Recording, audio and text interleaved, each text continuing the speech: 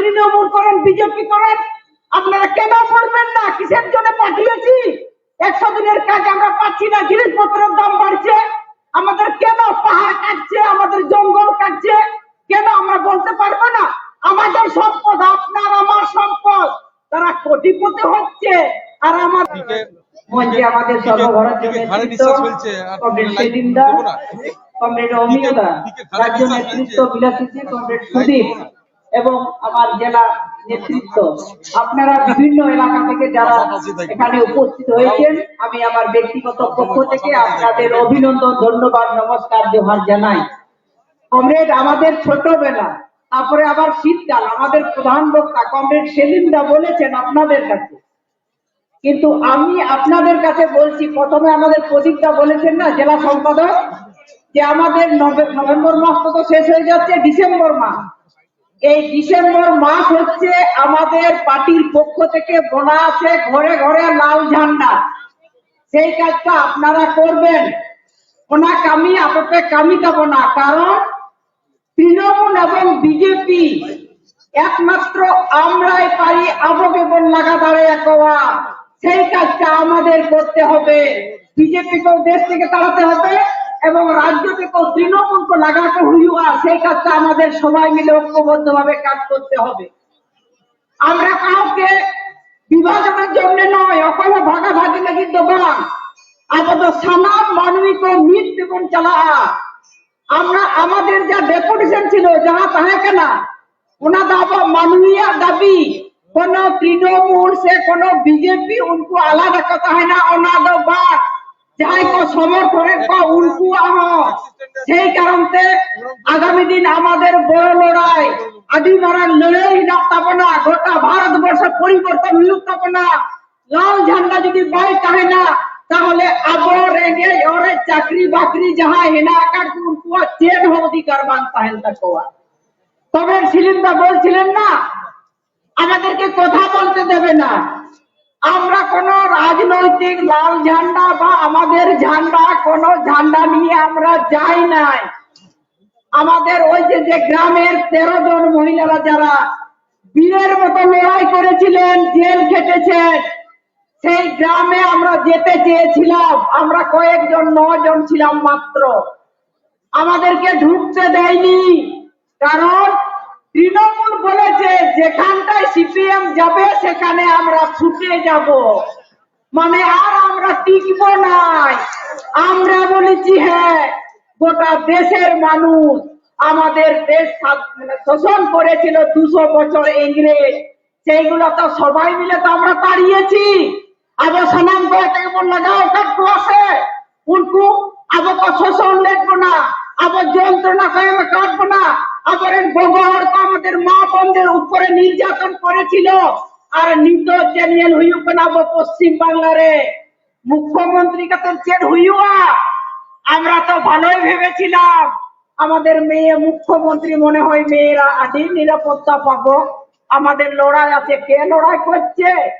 আবার প্রত্যেক দিন আমাকে নির্যাতন কেন, কিসের জন্য? আমরা এই জন্য ভোট দিয়ে আমরা জিতিয়েছিলাম। এই যে চোরের কথা যেটা বলা হয়েছে, ওদের চোর বললে গায়ে লাগছে, সেলিমদা বলেছেন, অমিয়দাও বলেছেন, কেন বলবো না, 100 বার 1000 বার বলবো। চুরি করেছে, আমাদের বলার অধিকার থাকবে না? প্রশ্ন করবো না? আমাদের মন্ত্রী টাকা নিয়ে চুরি করেছে, তাকে বলতে যাব না কোথায় টাকা পেলো কেন? আর আমরা গরিব মানুষরা সারাদিন কাজ করছি, 200 টাকাও জুটছে না, আর বলবো না? এটা কথা হলো? আপনারা বলবেন না? 100 বার বলবেন, জানতে চাইবো না?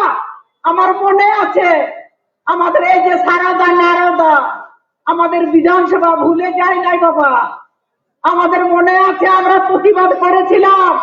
সেলিমদা বলছিলেন না যে লোকসভায় তারা কিসের জন্য এখন মানুষকে ভুল বুঝানোর জন্য আমাকে এড়ে কথা লড়াই লাগিতে মেনে করছে।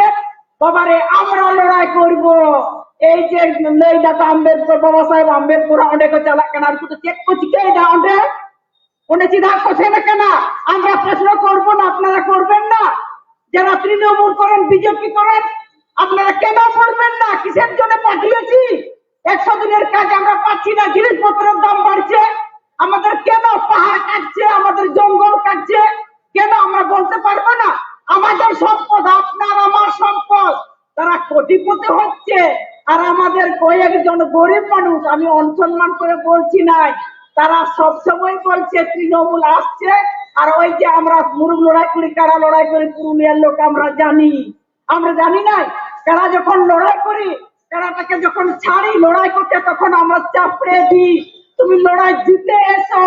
সেই রকম তৃণমূল বলছে গরিব মানুষকে, তোমরা বলো বাবা কানের কাছে লক্ষ্মী ভান্ডার পাবে নাই, তোমার ভাতা পাবে নাই, তোমার উমুক পাবে না, এইসব ঘনেরে ঘেনেরে করে বলে থাকো।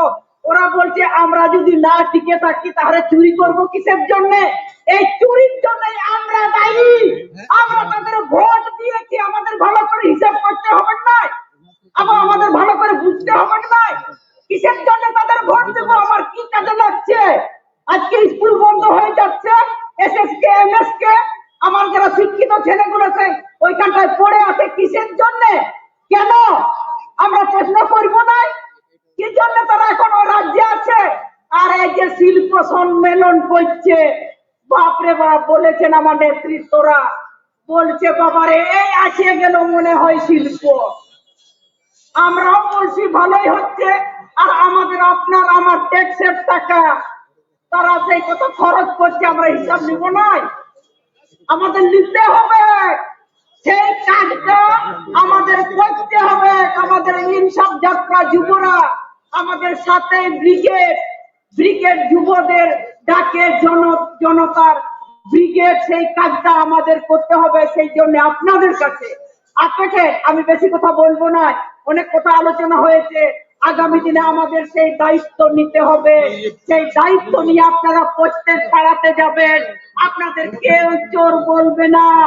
আর তৃণমূল যখন আসবে তখন বলবে এই চোর আসছে, চোর আসছে। সেই জন্য আমি বলি আমাদের লাল ঝান্ডা গর্ব, আমরা মাথা উঁচু করে আমরা হাঁটতে পারি। আর ওরা দেখছেন না চোরের ভয়ে তারা বলছে অবস্থান করব, এই আন্দোলন করবো, লাজ লজ্জাও লাগে না, তাদের লজ্জা লাগে না? চোরের হয়ে তারা চোরের জন্য বাটপাড়ি করছে, তারা আন্দোলন করতে চাইছে। আমরা তাদের জবাব দিতে হবে, হিসাব দিতে হবে আমাদের। আমরা সেই জন্য আমরা শুরু করেছি, আমাদের যুবরা শুরু করেছে। যতদিন না তাদেরকে তাড়াচ্ছি ততদিন আমরা থাকবো, আছি। লাল ঝান্ডা এবং গরিব মানুষ আমাদের গোটা দেশের এবং পশ্চিম বাংলায় যতদিন শোষণ হবে, কাজ পাবে না, পরিযায়ী শ্রমিক হবে, তাদের হয়ে আমরা সবাই লড়াই করব। সেই জন্য আপনাদের কাছে অনুরোধ, আপনারা লড়াই সংগ্রামে থাকবেন। এই কয়েকটি কথা বলে সবাইকে অভিনন্দন, ধন্যবাদ, নমস্কার, জোহার জানিয়ে আমি একদম ছোট কথা শেষ করছি। ইনকলাব জিন্দাবাদ।